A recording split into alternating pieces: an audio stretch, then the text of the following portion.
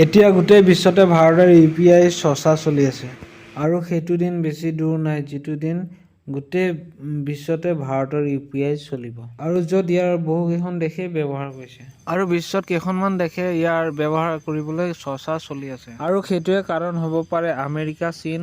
ভাৰতৰ এই digital payment চিষ্টেমটো চাই সিহঁতে টেনশ্যনত আছে আৰু আমেৰিকা আৰু চীনৰ চিন্তাৰ কাৰণ এই ভিডিঅ'ত আমি গম পাম। লগতে এইটো জানিম ভাৰতৰ UPI চিষ্টেম গোটেই বিশ্বই ল'বৰ কাৰণে কিয় ইমান আগ্ৰহী এই ভিডিঅ'ত আৰু এই UPI তো পলম নকৰাকৈ জল্দিকৈ আৰম্ভ কৰোঁ। বন্ধুসকল, এইটো ক'লে ভুল নহ'ব কি ভাৰতৰ UPIয়ে ডিজিটেল পেমেণ্ট চিষ্টেমত ক্ৰান্তি লৈ আহিছে। ধৰা হ'ল ফুটপাথৰ ফুচকা দোকানৰ পৰা লৈ চব্জিৰ পৰা লৈ 5 ষ্টাৰ হোটেললৈকে সকলো বস্তু ডিজিটেলত পেমেণ্ট হৈ আছে আৰু এই সকলোবোৰ বস্তু UPI QR কোডৰ জৰিয়তে সম্ভৱ হৈছে। এই QR চিষ্টেমেদি ট্ৰানজেকশ্যন হৈছে মাৰ্চ 2021ত 5.04 লাখ কৰোড়লৈকে হৈছে। অহা 5 বছৰৰ ভিতৰত ইয়াৰ টেকনিক আৰু সলনি হ'ব। আপুনি গম পায়নে ভাৰতত 22 কৰোড় ট্ৰানজেকশ্যন অনলাইন হয়। আপুনি ভাবি লওক কিমান UPIৰ দ্বাৰা ইয়াৰ ট্ৰানজেকশ্যন হয়।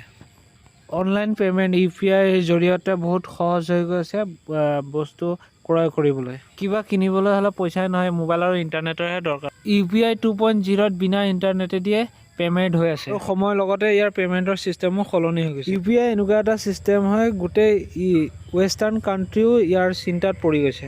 UPI পেমেণ্ট ভাৰততে নহয়, ইয়াৰ বিদেশতো ইয়াৰ ব্যৱহাৰ কৰা হৈ আছে। ইণ্ডিয়ান UPI নিজৰ সামৰ্থ্যৰ জৰিয়তে ইণ্টাৰনেশ্যনেল মাৰ্কেটতো ইয়াৰ কামাল কৰি দিছে। এতিয়া এখন দেশে আন এখন দেশক পইচা পঠাবলৈ হ'লে people, OFX, western union, Swift online প্লেটফৰ্মৰ ব্যৱহাৰ কৰা হয় আৰু সেইটো দিন দূৰত নাই ভাৰতৰ এই UPI চিষ্টেমে ব্যৱহাৰ কৰা হ'ব। UPI সম্পূৰ্ণকৈ স্বদেশী ডিজিটেল পেমেণ্ট ইণ্টাৰফেচে। এইটো ইমান চিম্পল আৰু চিকিউৰ হয়। আমেৰিকাৰ ফেডাৰেল ৰিজাৰ্ভ বেংকেও ইয়াৰ শলাগ লৈছে। গুগলেও আমেৰিকাত UPI নিচিনা টেকন'লজি ডেভেলপ কৰিবলৈ কৈছিল। UPI ব্যৱহাৰ ভাৰতৰ বাহিৰতো ব্যৱহাৰ কৰিবলৈ লৈছে। ভাৰতৰ কাষতে লাগি থকা Nepal, Singapore, UAE, Bhutan, Bahrain, Burma, Oman UPI transaction আৰম্ভ হৈছে। ইয়াৰ সলনি আৰু কেইখনমান দেশ আছে ভাৰতৰ UPI লগত সংযোগ হ'ব। যি হয় বন্ধুসকল, আমাৰ এই সম্পূৰ্ণ স্বদেশী টেকনিক আৰু ৰূপী এই ইউৰোপৰলৈকে পাইছেগৈ। বহুত জলদি ফ্ৰান্সতো ইয়াৰ ছাৰ্ভিচ ষ্টাৰ্ট হ'ব। ইয়াৰ জানকাৰী ভাৰত চৰকাৰৰ পৰা দিয়া হৈছে। খবৰ অনুসৰি national payment corporation of India international ইউনিটে ফ্ৰান্সত UPI আৰু ৰূপীৰ উপলব্ধি কৰাবলৈ এটা বাৰ্তালাপ কৰিছে। এই বাৰ্তালাপ ফ্ৰান্সৰ লাইলা নেটৱৰ্কৰ লগত কৰিছে। ভাৰত চৰকাৰৰ দ্বাৰা কোৱা হৈছে যে গোটেই বিশ্বই চাই আছে ভাৰতৰ এই প্ৰতি মাহে 5.5 বিলিয়ন UPI ট্ৰানজেকশ্যন হৈ আছে। এইটো ভাৰতৰ কাৰণে বহুত ডাঙৰ উপলব্ধি হয়। ভাৰত আৰু ফ্ৰান্সৰ মাজত এই বাৰ্তালাপৰ পিছত ভাৰতৰ টুৰিষ্টে ফ্ৰান্সত গৈ বিনা অসুবিধাতে তাত মানি লেনদেন কৰিব পাৰিব UPI চিষ্টেমে। অনলাইন ট্ৰানজেকশ্যনত ভাৰত এতিয়া গ্ল'বেল হৈ গৈছে।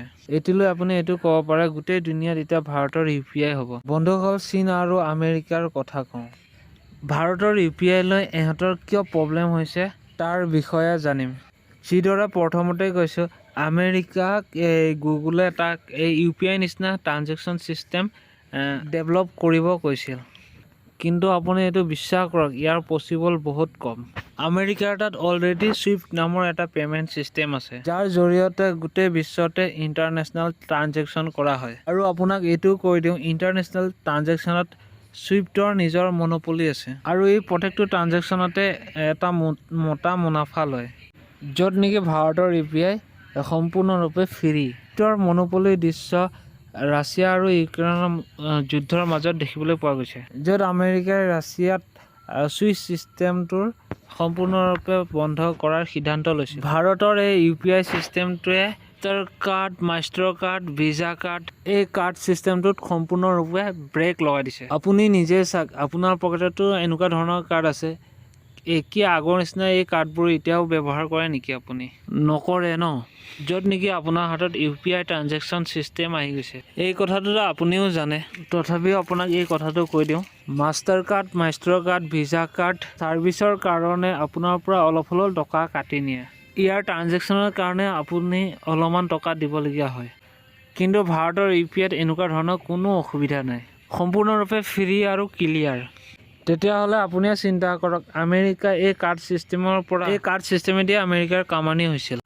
নোটবন্দীৰ পিছৰ পৰা UPI ছিষ্টেমে আমেৰিকাৰ জটিল সমস্যা সৃষ্টি কৰি তুলিছে। ইণ্ডিয়াৰ UPI লাহে লাহে কাৰ্ড ছুইফ্ট ছিষ্টেমৰ অল্টাৰনেটিভ হৈ পৰিছে। সেইকাৰণে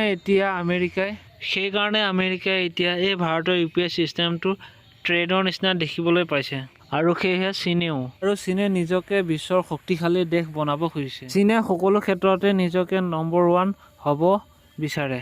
সেয়েহে চীনে ভাৰতৰ UPI ছিষ্টেমটো আগত যোৱাটো কেনেকৈ চাই থাকিব পাৰে। আৰু UPIৰ জৰিয়তে বিশ্বৰ কেইবাখনো দেশ ভাৰতৰ লগত সংযোগ স্থাপন কৰিছে। সিহঁতৰ ৰিলেশ্যন ভাৰতৰ লগত ভাল হৈ আছে।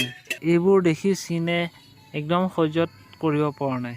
চীনে ৰুছ আৰু ইউক্ৰেইনৰ যুদ্ধৰ ফাইদা উঠাই UPI ইউনিয়ন পে' ছিষ্টেমটো প্ৰমোট কৰিব খুজি আছে। য'ত নেকি আমেৰিকাই ৰাছিয়াত ছুইচ ছিষ্টেমটো বন্ধ কৰি দিছিল। তেতিয়া চীনে বহুত চেষ্টা কৰিছিল ৰুছে তাৰ UPI ইউনিয়ন পে'টো ইস্তেমাল কৰক বুলি, কিন্তু এইটো নহ'ল।